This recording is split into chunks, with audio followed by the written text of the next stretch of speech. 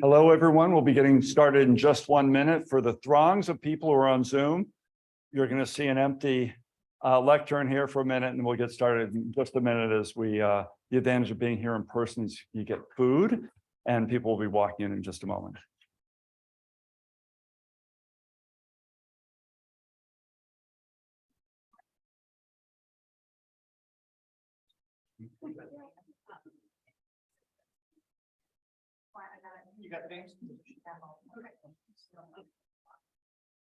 Okay, let's go ahead and get started. Hello, everyone. I'm Rick Page. For those of you who I might not have met, welcome to this very special event during Professionalism Week. This is the 5th May in a row that we've celebrated professionalism together with our professionalism statement, which was rolled out May 1st, 2019. We've had different iterations of these talks and these events given COVID, and it's so nice to have people back in person, and for those here getting to enjoy lunch together. Our professionalism statement talks about demonstrating professionalism through integrity, accountability, compassion, altruism, and social responsibility. And our commitment to our daily interactions being characterized by cultural humility, kindness, and respect.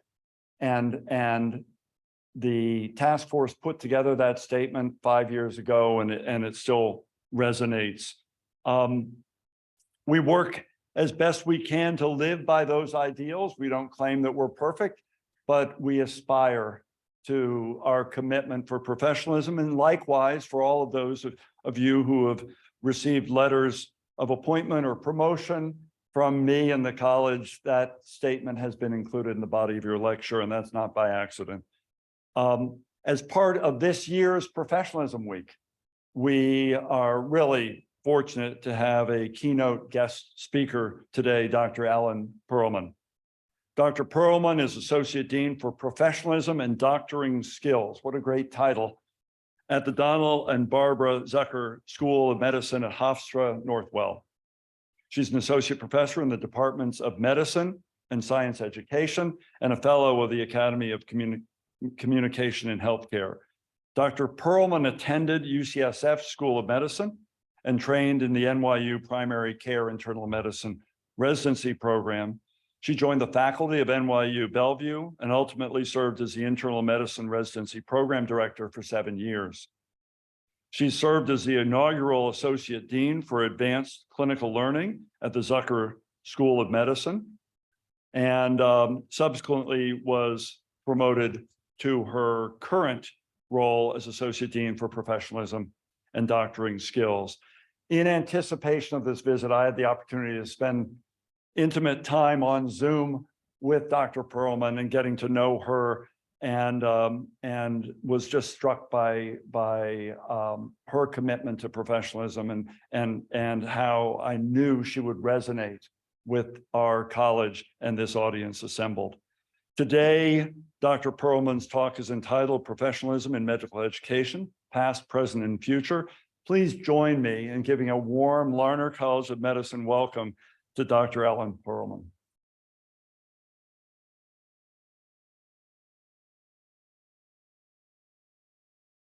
Thank you all so much for taking time out of your busy schedules and for the really kind welcome I've received here. It is so great to be in person. It makes such a huge difference.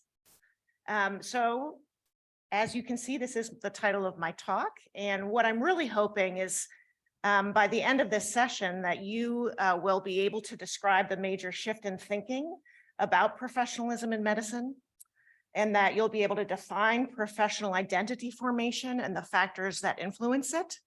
But most importantly, what I want you to come away with is the ability to consider the impact of generational differences, mental health stigma, administrative burden, structural racism, and our polarized world on the future of professionalism in medical education. Some hefty topics to come. So I thought it only, So I don't have any disclosures. I just want you to know that I do consulting for the Academy of Communication and Healthcare, but it has nothing to do with this particular content. So no disclosures here. So I thought it only appropriate to start with my story because we are talking about identity formation. And I'm also learning from my anti-racist education that positioning myself socially, disclosing where I'm coming from and the lenses that I'm bringing to my world is important. And so I want to tell you a little bit about myself. So I am the great-grandniece of Dr. Nelson Bledsoe, who was the first physician in Arizona. This is Bisbee, Arizona, which was a mining town. He was the first general practitioner to own an X-ray machine in Arizona before it was a state. I am also the daughter of an Osler chief resident at Johns Hopkins Hospital. My father, when he took call, well, first of all, he went to med school before they had discovered DNA, which I can't quite imagine. And he is famous. He had to take call every other patient. There was no such thing as every other day. It was every other patient. And he was famous for having fallen asleep on a patient's abdomen while he was examining it, which I just love. I am also the younger sister of a pediatrician who specializes in international adoption medicine. And she actually has been to Romania, to the orphanages there, to reclaim children who had been deemed incurable. I am also come from a long line of what I would call wounded healers. So this book, Married to Their Careers, was on the bedside of my mom's bed. My mom, I grew up with a mother who was quite depressed. My sister, who is the pediatrician, is now 10 years sober from alcoholism, thanks to her Committee for Physician Health and her state and their monitoring program. I myself have suffered from depression and also from burnout. And I'm married to a physician who is bipolar. And I have a son who has the same diagnosis. Both of my children are interested in the mental health fields. I wonder how that happened. And I tell you all of this because it is incredibly important to me that part of my work in this world is to destigmatize mental health in the medical profession. And I also really feel it's important for me to leverage my privilege as a white female physician who came from a long line of physicians to help first-generation students navigate this career, because it really wasn't hard for me. I had so much guidance. And so those are really two important missions for me. And as you heard from my bio, I came to the medical education continuum from the GME side. I call myself a recovering program director. For any of you who are program directors in the audience, I'm sure you know what I mean. It's a great job. I loved it, but it is exhausting and it is rooting for the underdog. I always call the residents the poor stepchildren to medical students. And so I did that for about a decade and found myself pretty burned out. And at that point, Hofstra Northwell was opening a brand new school on Long Island. And their inaugural class was halfway through their first year, and they hadn't thought at all about the third and fourth year. So they were like, oh, we better bring someone to design that. So I came and I designed the third and fourth year. And I was telling the group earlier that I get a 7-year itch. So about 7 years in, I'm like a project junkie. I like to start new things. I was like, I need something new to do. And so my dean gave me this title, Dean for Professionalism and Doctoring Skills. And when he first gave me this title, I laughed. I was like, huh, are you sure? I'm kind of famously known for not having very good boundaries. And in fact, he had even come back to me after attending a workshop on sexual harassment and came to find me to tell me that he was worried that my hugging students might be misinterpreted. Yeah, I'm not kidding. He really did say that. And so I was surprised. And ever since I've had this title, it's like this albatross around my neck. I have this fear of showing up in headlines, right? You know, The dean of professionalism is caught hugging her students, in another example of her boundary setting problems. Or the dean of professionalism curses during her AAMC speech, and it goes on and on. Every time I come late to a meeting, I'm like, oh, I'm sorry, the dean of professionalism is late. But I did take it on, and it was with a lot of trepidation. I decided that I better learn something about professionalism, because really mostly what I knew about professionalism was what I learned in training, and then a little bit about ethics. And so when I went, it's amazing to me that, back 25 years ago, when I was in training, this was the ideal physician, right? There's a list of very lofty characteristics. There was an ABIM charter, and we were expected to be perfect every hour of the day. And even then, my attendings were bemoaning the loss of our work ethic, right? These were the things, this is a great story. So one of my attendings, he was on a panel for fourth-year students who were applying in medicine. And he said, if someone were to wake you up from a sound sleep in the middle of the night and shake you and go, "Who are you?" would you reflexively and assuredly respond, "I am a doctor"? And I mean, that was the measure by which we knew whether or not we were right for this career. That was first and foremost. And so, everyone's days of the giants are everyone's days of the giants, right? So back in the days of the giants, this was when I was training, this is what they said about us, right? "Wow, your younger doctors seem different, and medicine has turned into a job, not a calling." And, I was in New York City training, and we were the first state to implement work hour restrictions. And this was the headline: "The day medicine changed forever." And, we were also the last generation to be able to decipher, take pride in deciphering our attendings' handwritten notes. Right? And for me, this was when the World Wide Web launched. I didn't get on the World Wide Web until my chief resident year, but it was just then that it was happening, right? So now we fast forward to this generation of medical trainees, and I'm going to call them iGen. I don't know really what the moniker is for this generation, but I just want to point out that this generation has never seen the world without technology present in all aspects of their lives. And look at this. This is what happened in this generation. All these things happening. And this is what studies showed, and this is all pre-pandemic, that iGen students spend an average of 6 hours of their leisure time per day using screens. They switch between tasks on their computers every 19 seconds. And they keep their computer windows open less than 1 minute. I just want you to have that sink in for a second.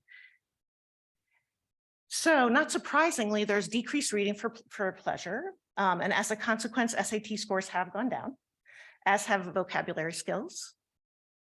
iGen teens, and I have them, are less likely to go out without their parents.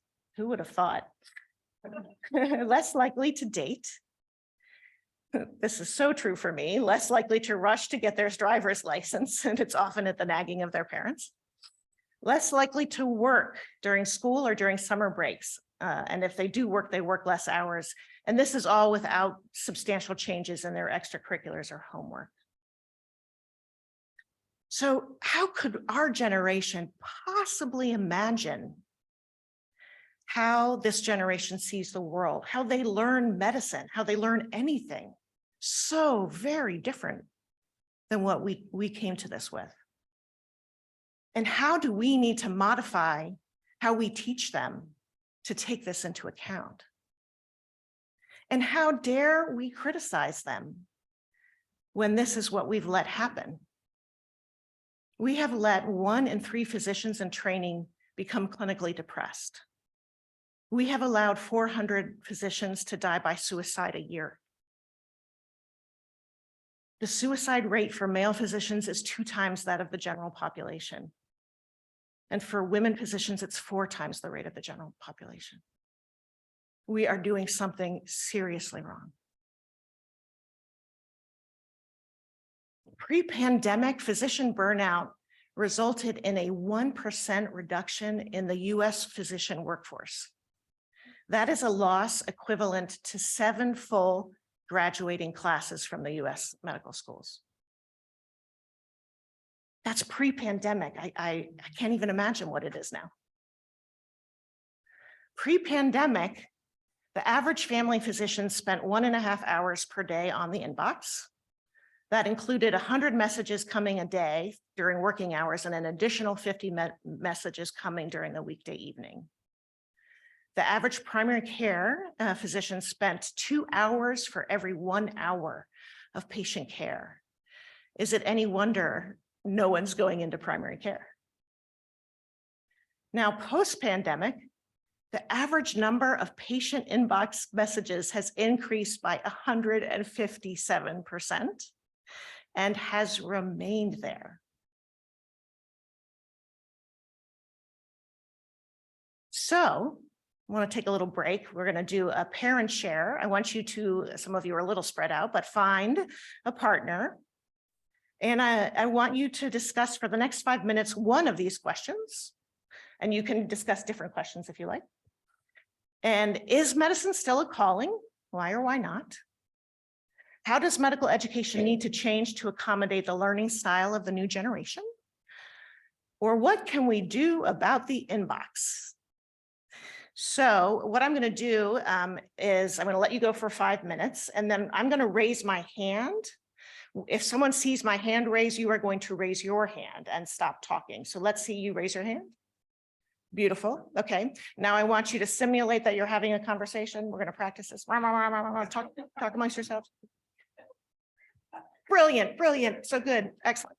Okay. So find a partner, and Zoom folks, I'm sorry that I'm not going to put you in breakout rooms, but we will be back, ponder these questions for the next 5 minutes.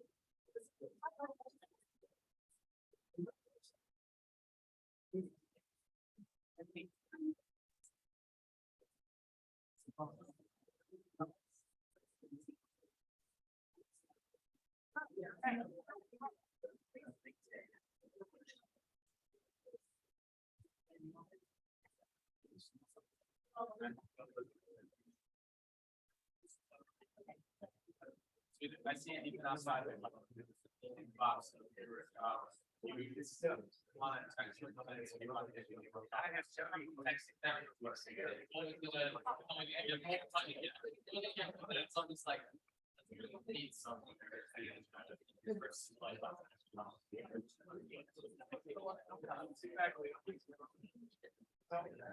Yeah.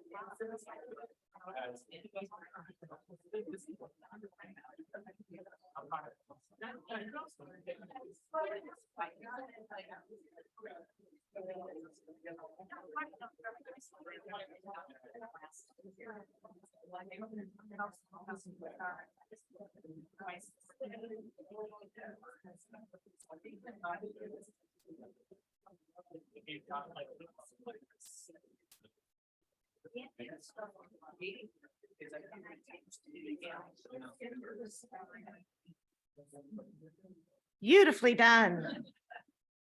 Wonderful to see you all engaged in conversation. Love to see that.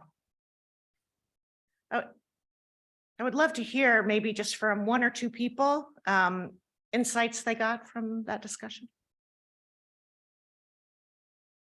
Great.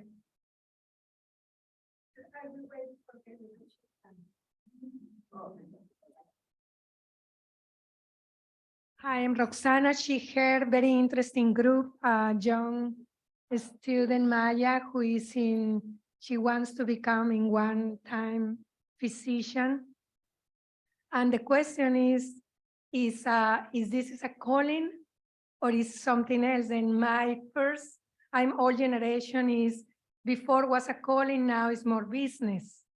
No, and then Maya was very nice saying, it was my calling until I start the burden or becoming all the steps that I need to address to become a doctor.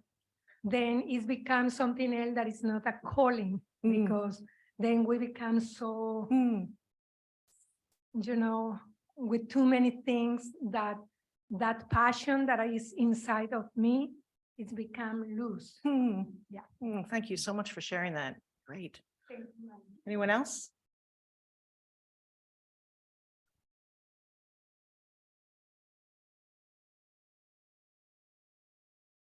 Well, our group also discussed the calling. And first of all, we sort of defined the calling as like a calling almost to the priesthood. You know, you see a light and go towards it. And well, the dean may be the dean because he decided he wanted to go to medical school at the age of 2. This group back here, 2 of us, you know, were good at science at school, and you know, medicine seemed like a good profession. One of us had a lot more experience with, you know, physicians, and I think that influenced her experience. But we felt like it wasn't really necessary a calling, like a calling to the priesthood, and so I also think, you know, physicians these days have to go through so many more hoops to get into medical school than I ever did. And so I think they must have to have more of a calling now than I did. Great. Thank you so much for sharing. What a rich conversation. What a great, interesting question, right? What is a calling? Okay, so now I'm going to tell you about the latest thinking about professionalism in medicine. And this was the work of a lovely couple in Canada, Richard and Sylvia Cruz. Unfortunately, we lost Sylvia, I believe, in the last year. And they came up with the idea of professional identity formation. And in their words, a physician's identity is a representation of self achieved in stages over time, during which the characteristics, values, and norms of the medical profession are internalized, resulting in an individual thinking, acting, and feeling like a physician. And so very simply, we take a lay person and we socialize them into a professional. So they come to us, right? Medical students come to us with existing personalities, right? They are fledgling adults after all. And so they come to us with strong personalities that have already started to be formed, right? Both from nature and nurture. And we socialize them and just notice that this is a negotiation of values and norms. And these values and norms are things that our learners will struggle with. And they may accept some and they may reject some, and they may choose to compromise. And that this socialization happens both in the explicit curriculum, the things we teach them, the places we put them to learn, but it also happens through the hidden curriculum, through the comments that are made by people on the floors or a way this certain person role modeled acting towards a patient. And from this, they emerge with both a personal and a professional identity, and a very strong sense and clarity about how those identities intersect and how they don't.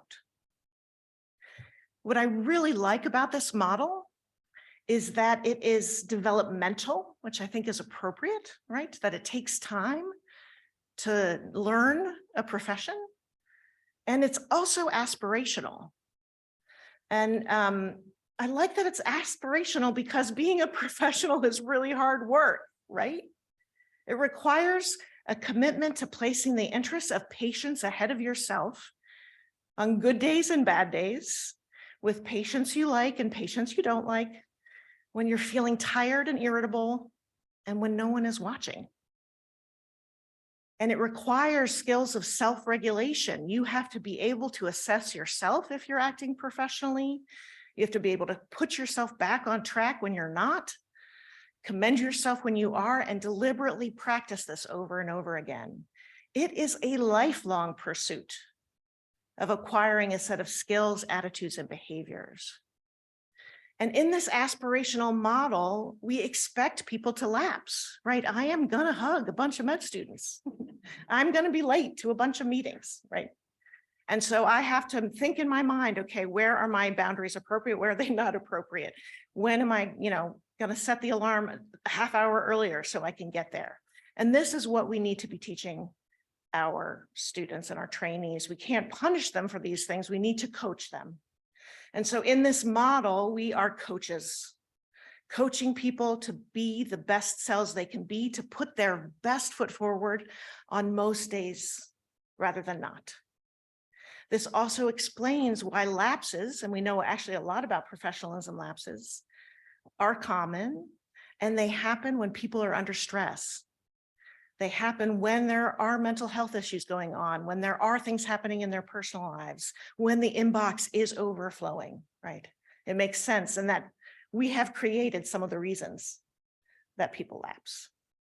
So you all are coaches.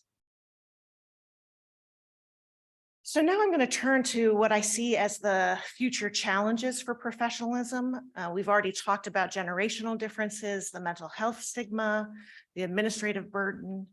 And now I want to talk a little bit about diversity, as well as the polarizing views that are happening in our world.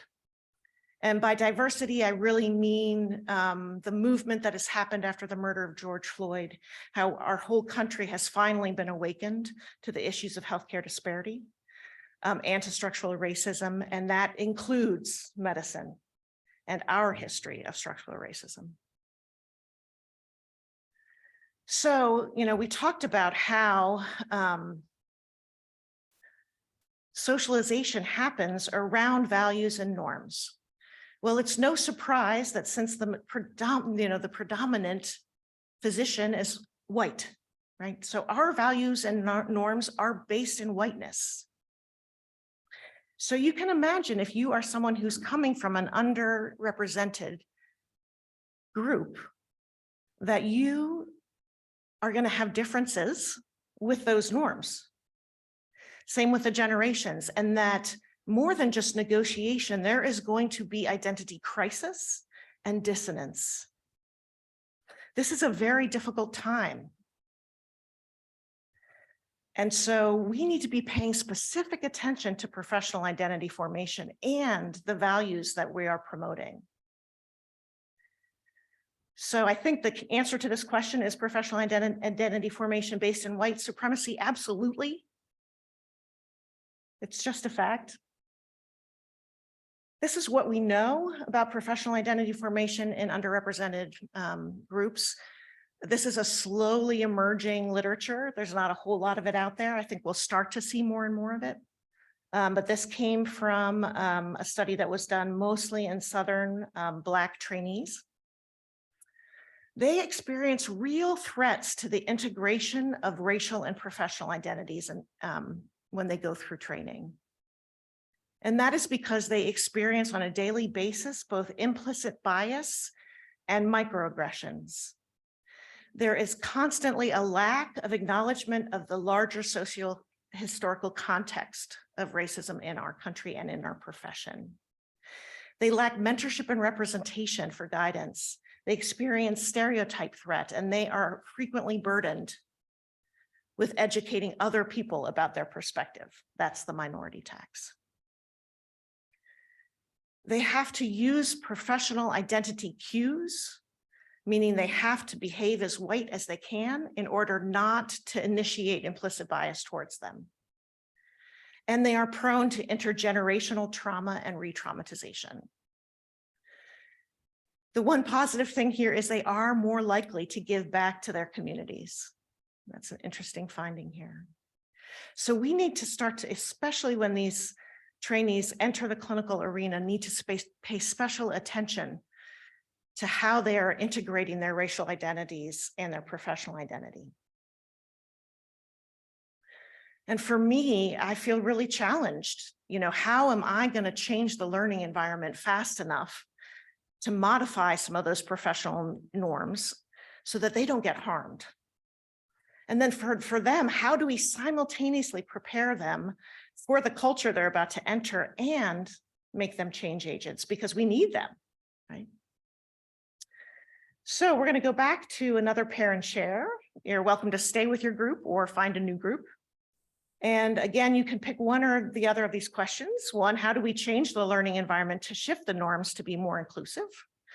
Or how do we simultaneously prepare our trainees for the current medical culture and make them change agents? Go. For a while at the questions. They are really hard, and I'm really hoping you have some answers. So love to hear from a couple people.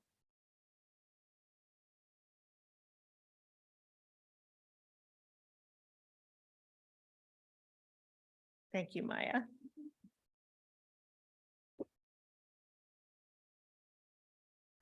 Okay, so I will answer the first one. Coming from the perspective of a student, I think our learning environments already are very focused, in which we have sort of one main person and we kind of sit and listen. To see that from a more of a like diversity perspective, it's usually a white male teaching us as we're like sitting down. And I think kind of shifting that dynamic to be more inclusive, more active learning, more engaging with like different ideas and sort of hearing just different perspectives on whatever we are learning about might be a good way of sort of improving visibility of different groups. Beautiful, thank you. So important, right? That's part of the solution, not all of it, but part of it. And active learning, right? And dialogue, engagement. Anyone else? I heard, not to put Ardina on the spot, but I heard really struggling with that second question and worrying about the burden that puts. Yeah. Well, we were just discussing the fact that in some ways it's not fair to expect the group that is not privileged to fix the problem when it's the privileged who created the problem. It's like the idea of if you're trying to sort out gender issues and you have the women try to figure this out, it's not their problem. I mean, the problem is imposed on them as opposed to them creating it.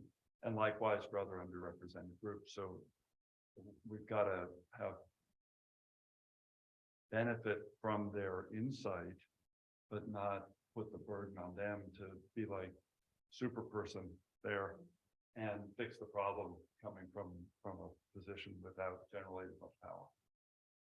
Yeah, again, that clear concern about the minority tax. I was thinking about the trainees who are privileged are also in a position to become upstanders. And what we know about that generation is that are much more facile and comfortable engaging in conversations across difference. And yet you also have a lot at stake going into the clinical years. So definitely a dilemma. Anyone else want to comment? I think I can speak a little bit to the second question as well. Just obviously speaking from my own background as, you know, a cis straight white male in the medical space. I think that one of the biggest concerns when I can identify that there's an issue is the idea that if we call it in, that will reflect poorly on our evaluations when those are a critical thing for every single student. And a potential idea is the idea of being able to identify when an event happens and ensure that an evaluation from said physician or said resident is given context for the interactions that you had with that individual would at least make me feel more comfortable addressing the issues when they arise, to then, you know, speak up a little bit more. Because I think that's one of the biggest things is people not wanting to encroach or to harm themselves. But obviously that's important to speak up for others as a collective. Thank you. It's a great suggestion. And this is just a plug for all the faculty that this is why we need to do the work, right? This is why the privileged folks in the room need to do this work, is so that we can help change that environment. And until we do the work, it's going to be hard for us and the burden is going to keep falling on that generation. All right, so our polarizing world. So this is just a slide to tell you what you already know, right? So this is showing how the divide between political views has been increasing over time. And I don't know about you, but it feels like this is happening everywhere, not just in politics, that we're moving towards a time of real black and white thinking. And I have been finding the same thing with professionalism. I've been finding that people get really black and white about what's professional and what's unprofessional, and that this word unprofessional gets weaponized. Right? That was unprofessional. And what, you know, most things in life are incredibly complex, right? And what we mostly need is to embrace the gray, right? We need to move into the complexity. So I really love this model, which is the notion of polarity thinking. And for those of you who don't know what polarity thinking, it's a model.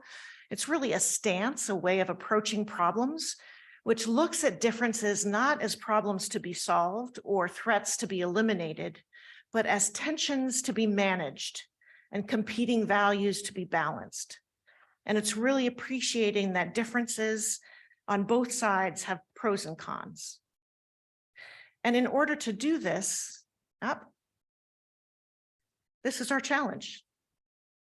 Can we flexibly and respectfully redefine physician excellence and professionalism in generationally and racially diverse terms without weaponizing them? Can we build bridges instead of barriers? Or do we define perfection only as the person in the mirror? So I think to do this, we need to, we had a conversation this morning about the importance of slowing down. And it's so hard to slow down in our lives, right? It's so busy. We have so much going on. But in these moments that are heightened, disagreements around difference, around race, around politics, we need to slow down, suspend judgment, adopt a stance of curiosity. This Parker Palmer from the Center of Courage and Renewal has a touchstone that is called, when the going gets rough, turn to wonder. I love that.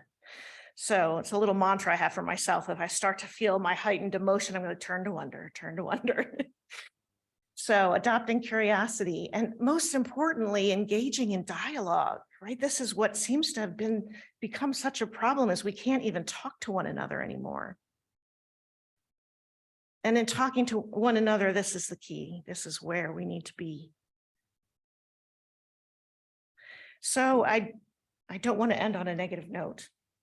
So I just wanted to share that I personally have great hope for this current generation of medical students, and meeting those that I did today in the audience, they only bolstered my hope. Rather than seeing their focus on work-life balance as a problem, I urgently plead, if not beg you, to see it as the answer.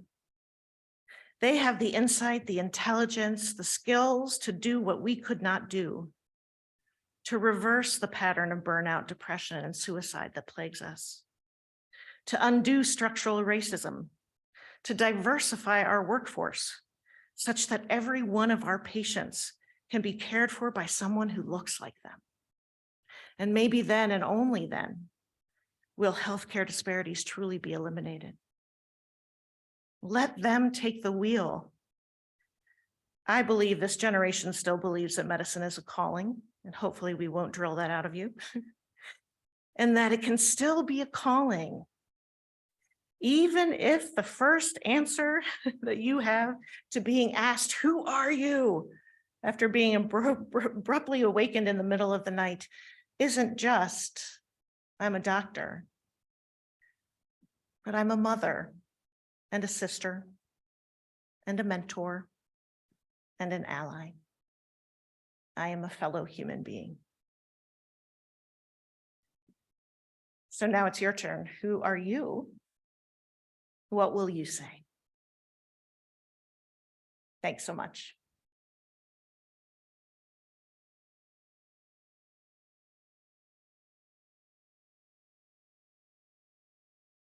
Are you coming to navigate? So people on Zoom, feel free to put questions in the chat. There are none yet. And I also open the floor, questions from the audience.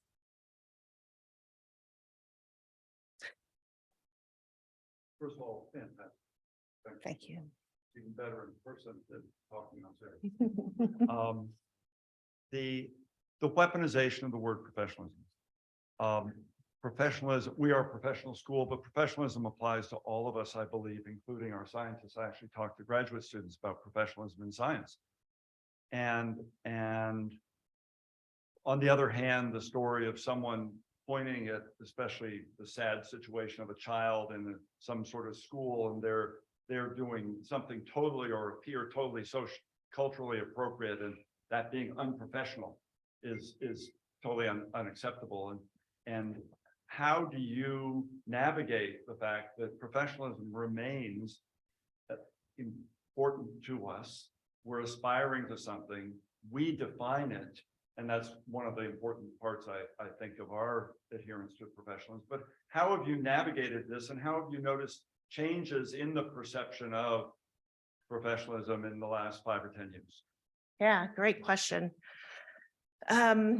And we talked a little bit about this in our group this morning.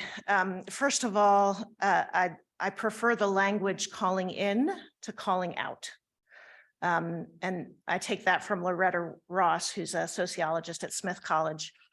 Because I think about the weaponization as kind of a call out of behavior, or interrupting a microaggression as a call out, and calling it out to me sounds humiliating, right? And I like the words call in, because what you're doing is calling into relationship. So I'm calling you into relationship and into dialogue. And I find that really, really helpful, just to set the stage for dialogue. That's the first principle. And then the second is, I talked a little bit about how we are so quick to judge, right? We are so quick to, based on someone's behavior, make assumptions and add meaning to their behavior, and then to act on that behavior. And that's made worse by texting and emailing, right? How many of you have gotten an email or a text that you completely misinterpreted and ended up getting into either, a sarcastic back and forth or a big fight about that? How many people have experienced that, right? Yeah, so you can't read tone on text or email, right? And so that's the perfect example of how we make these assumptions all the time. And so our job, again, is to slow down, to climb down on the ladder of inference and stay low and just keep to behaviors. And start to ask about people's frame of reference. So when a faculty member calls me and it says, I can't believe how unprofessional that student was in this setting, I start with, tell me what you saw. What did you see? And then, how was that unprofessional to you? What made that unprofessional? And then, are there any other explanations for that behavior that you could imagine? And this is particularly helpful with diagnosticians because we're used to generating hypotheses. But to get people into a hypothesis generating space, could there be another explanation? Could there be a different frame of reference? And then if you find yourself in one of these interactions, actually asking, what is your frame of reference? What were you thinking when you did that? From my perspective and from where I'm coming from and where I sit in my lens, that would have been unprofessional. I'm curious, where did it come from you? I find that all of those techniques very helpful. I think all of the work is, it all comes back, I think Tiffany said it this morning, it's all human relations, right? And to me, it's all about relationship-centered communication, right? That's the basics. I don't know if I helped answer your question. Other questions? There's Yeah. nothing in the chat yet, but then again, thank you for a really important and impactful talk. We were talking a little bit this morning, just to maybe jump onto Sam's point. Oh, sorry. Sorry. Oh, sorry. Thanks, John. Maybe some strategies or ways to think about it for trainees when they experience what they might perceive as unprofessional or targeting behavior, and how to open that dialogue with their resident, their fellow, or maybe even the attending. You picked the hard question. Sorry. Yeah, damn. Sorry. Oh, cursing again. Cursing in public. Ooh, Dean for Professionals. Terrible. Yeah, so we're talking about a situation of interrupting a microaggression, or calling someone out, for whatever it is, whether it's a microaggression or unprofessional behavior, and doing that up the hierarchy, right? Incredibly difficult, right? Because we have a very hierarchical culture. It's incredibly hierarchical, right? So I do think that similarly, curious questioning is the best approach. Help me understand what you meant when you said that. Simple question, help me understand. If you're feeling brave, I noticed that you used this term. I'm sure you didn't mean for it to offend me, but the impact actually was that it did offend me. Words matter. That's if you're feeling brave. Those are just a few of my tools, but I think it's really hard. And I think, again, a lot of what I do is just, and I think for all of you as well, is to be, whether, and this is the other advice for trainees, I'd say, is to find a buddy. Because the worst thing that happens is that this happens alone. You know, the first thing that happens when you experience a microaggression is, one, stereotype threat. And two, with stereotype threat comes a foggy mind. Like, did I just hear that? Did I hear that right? Am I going to say something? If I say something, are they going to retaliate against me? Or are they going to tell me I'm being defensive or an angry Black person, right? So those are all the thoughts that are going through the mind. And so if you are an ally and if you're a partner on a team, you can be the receptacle for that and you can reassure them. I saw that too. Even if no one interrupts it, just to go to your classmate and say, I saw that. How are you doing? So that's one role of another peer-to-peer can play. And then for faculty is asking. So I know a friend of mine at UCSF, every week when she attends on service, she starts with, I wish that bias were not here at UCSF or anywhere. I am opening to hearing if you have experienced any bias during this week. She does a purposeful bias debrief every week. Imagine the impact that has for people who are historically underrepresented, right? To be invited to share those experiences. So that's another piece of language that you can use both as faculty or as a peer. And I think over time, you know, we will start to create, I know there's a number of schools who have tried to create anonymous reporting systems around microaggressions. They're very challenging. Understandably, it is a form of mistreatment, so it makes sense, right? And it would take away the hierarchy. But I've also seen that backfire and kind of feel like it's a police state. So there's some balance that can happen somewhere there that I don't think anyone's quite figured out. That answers some of your questions. Excellent. Yes. I think we have time for one more question. So again, thank you so much for this session. So when a behavior or an incident is brought to light in our medical education hierarchy, and one does not respond to the wonderful inquisitive approach that you're describing, or language approach, how do those of us, admittedly within the hierarchy, deal with that without reinforcing the hierarchy? So, and you're talking about being a witness? No, being someone who has responsibility for actually addressing with that faculty member their behavior. And yet that whole incident, the fact that it's brought higher in the hierarchy, seems to me, it may be effective for that incident, but also reinforces that rigid hierarchy Right. that we work within. That's a challenge. I think the only way to think about it is as a human to human approach. Right. And I think about this as a form of feedback. Right. And that, you know, particularly when I'm faced with difficult feedback, the thing I remind myself is that difficult feedback is an act of love. Because if I really didn't care about you, I really wouldn't bother to tell you, right? I'd blow you off. I'd just decide you're not worth it, right? So I often start conversations like that with when I'm in this place. It's like, this is really hard for me to do right now.